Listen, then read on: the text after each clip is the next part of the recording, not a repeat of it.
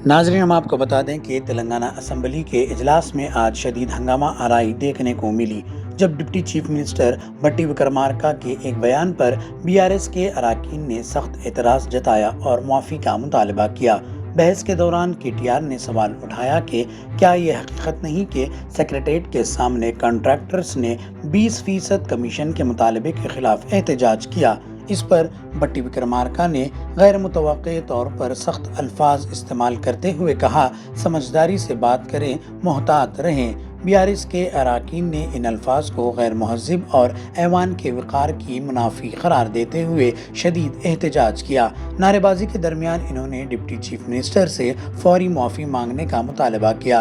मामला शिद्दत इख्तियार कर गया और बीआरएस अरकान ने अपने एहतजाज को मज़ीद मौसर बनाने के लिए असम्बली से वॉकआउट कर दिया। दूसरी जानिब ऐवान में गर्मा गर्म बहस जारी रही और अपोजिशन ने हुकूमत के तर्ज अमल पर शदीद तनकीद की। नाजरीन, मज़ीद इत्तलात के लिए आप हमारे चैनल QK ट्रांसमिटेशन को लाइक, शेयर, सब्सक्राइब करना ना भूलें। ఎన్నిసార్లు ఇంటరప్షన్లు అయినాయి, ఎన్నిసార్లు మంత్రులు అంత అంత అంత ఎక్సైట్ అయ్యి మాట్లాడితే ఎట్లా సార్? మంత్రులు sir, the essence of democracy, దయచేసి కొత్త సభ్యులు కాంగ్రెస్ నుంచి 53 మంది ఉన్నారు.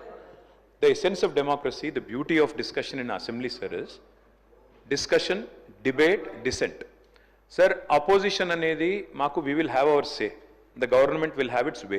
That is the essence of democracy. దయచేసి నేను వారిని మిమ్మల్ని కూడా కోరేది సార్, మంత్రులకి సంయమనం ఉండాలి, రిస్ట్రెయింట్ ఉండాల్సింది ట్రెజరీ బెంచెస్కి. అపోజిషన్ సహజంగానే మేము ప్రభుత్వం చేయని పనులు, ఇస్తానని చెప్పిన మాటలు, హామీలు మేము దయచేసి ప్రకాష్ రెడ్డి గారు, స్పీకర్ గారు ఒకటే రిక్వెస్ట్, మంత్రులకి మీరు దయచేసి చెప్పండి. ఇప్పుడు మేము కూడా ప్రొవోక్ చేయాలనుకుంటే మేము కూడా మాట్లాడచ్చు సార్. మేము కూడా చెప్పొచ్చు 30% కమిషన్ అని వాళ్ళ ఎమ్మెల్యేలు అంటున్నారు, 20% కమిషన్ అని సెక్రటేరియట్ లో ధర్నాలు అవుతున్నాయి.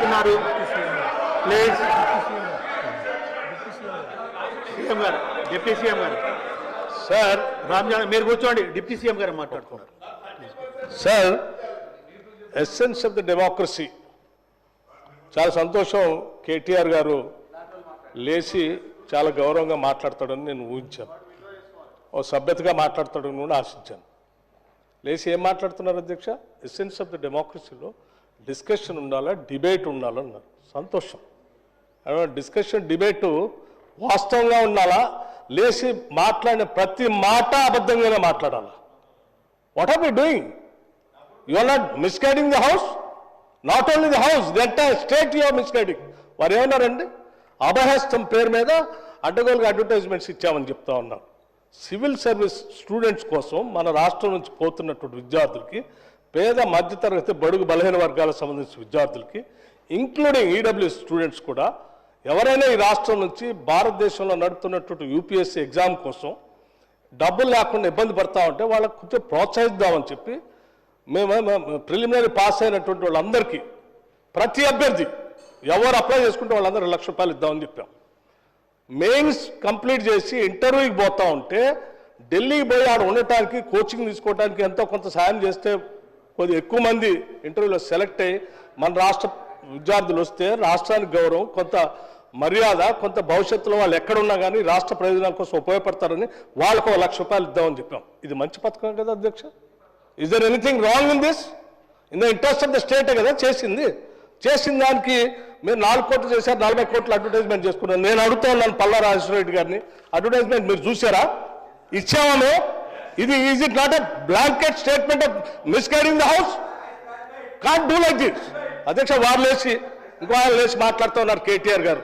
ఏమండి 30% తీసుకున్నారు, కమిషన్ తీసుకున్నారు అన్నమాట. ఎవరండి 40,000 కోట్ల రూపాయలు పనులు చేపించి బిల్లులు ఇవ్వకుండా రాష్ట్రం మీద 1,00,000 కోట్ల పోయబడి అప్పులు చేసి మీరు పోతే వాళ్ళందరూ బిల్లులు రాక నానా బాధపడుతూ రాష్ట్రం కోసం అటు తిరిగి ఇటు తిరిగి సెకండరీ చుట్టూ తిరిగి నానా బాధపడుతున్నారు.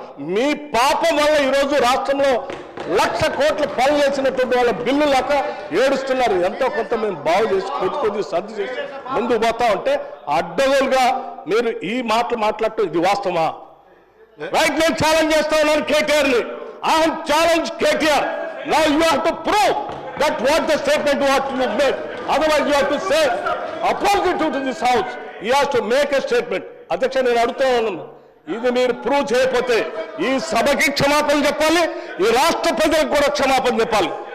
ఈ రకంగా మైక్ దొరికింది కదా అని అడ్డగోలుగా ప్రభుత్వం మీద బ్లాంకెట్ గా ఈ రకమైన స్టేట్మెంట్ ఇస్తే ఇట్ ఈస్ నాట్ కరెక్ట్ అధ్యక్ష. గౌరవ సభ్యుడు దీని మీద తిరిగి సమాధానం చెప్పాలి, క్షమాపణ కూడా చెప్పాలి. దయచేసి ప్లీజ్ ఇప్పుడు కేటీఆర్ గారు ఏదైతే 30% అని అనుచిత వ్యాఖ్య చేసినో దాన్ని రికార్డులకు వెళ్ళి డిలీట్ చేయడం జరుగుతుంది. ప్లీజ్ పల్లెరాజేశ్వర రెడ్డి గారు ఓన్లీ 5 minutes. పల్లెరాజేశ్వర రెడ్డి గారు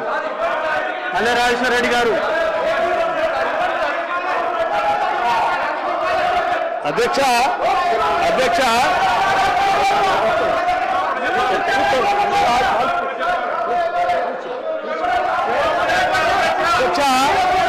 నేను ఒక బాధ్యత డిప్యూటీ సీఎం గారు మాట్లాడుతున్నారు. సభ్యులందరూ సహకరించాలి. డిప్యూటీ సీఎం గారు మాట్లాడుతున్నారు. దయచేసి అందరూ సహకరించాలి. అధ్యక్ష మేము సీఎం గారు మాట్లాడుతున్నారండి. మీరు కొంచెం వినాలి మాట కూడా. ప్లీజ్ సార్, మీరు కూడా కొంచెం చైర్కు సహకరించాలి. కూర్చోండి, అందరు కూర్చోండి. అధ్యక్ష ఇప్పుడు అక్కడ ఒక గౌరవ ఉప ముఖ్యమంత్రి గారు లేచినప్పుడు మనం కూడా చూసి ప్లీజ్ అధ్యక్ష మేము ఒక బాధ్యతతో రాజకీయాల్లోకి వచ్చాం. అడ్డగోలుగా మీలాగా రాష్ట్రం మీద పడి బరి తెగించి దోపిడీ చేసుకోవడానికి రాలేదు. మేము ఒక బాధ్యతతో ప్రజలకు సేవ చేయాలని, మేలు చేయాలని ఒక నమ్మకంతో మాలాగా రాష్ట్రంలో అణగారిన వర్గాలు, బాధితులు, తాడితులు, ఇబ్బందులు ఉన్నటువంటి మధ్యతరగతి కుటుంబాలు బాధపడకూడదు, వాళ్ళ కోసం ఏమైనా చేయాలనేటువంటి ఉన్నతమైనటువంటి ఆలోచనతో రాజకీయాలకు వచ్చినటువంటి వాళ్ళు ఎంత ఉన్నారు.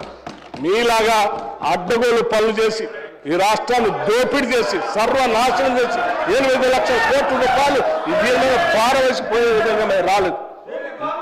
అధ్యక్ష మాట్లాడే ముందు ఒక బాధ్యత ఉండాలి, నిబద్ధత ఉండాలి. గౌరవ సభ్యులు మాట్లాడేటప్పుడు ఒక స్టేట్మెంట్ చేసేటప్పుడు ఒళ్ళు దగ్గర పెట్టుకొని మనం మాట్లాడేది కరెక్టా కాదా, ఇది మనం ఏం చేస్తున్నాము నిబద్ధతతో మాట్లాడాలి. ఎంత అధ్యక్షది ఏమనుకుంటున్నారు? ఏది పడితే అది మాట్లాడితే చెల్లుతుంది అనుకుంటున్నారా? లేచిన దగ్గర చూస్తున్నాం అధ్యక్ష. ప్రతి స్టేట్మెంట్ ఇట్స్ నాట్ కరెక్ట్ అధ్యక్ష. ఈ హ్యాస్ టు సే అపాలజీ అధ్యక్ష. It's not correct. దయచేసి ప్లీజ్ సభ్యులందరూ కూర్చోవాలి. ప్లీజ్ దయచేసి ప్లీజ్ అందరు చైర్స్ లో అందరు కూర్చోవాలి. ప్లీజ్ కూర్చోవాలి. ప్లీజ్ కూర్చోండి. ప్లీజ్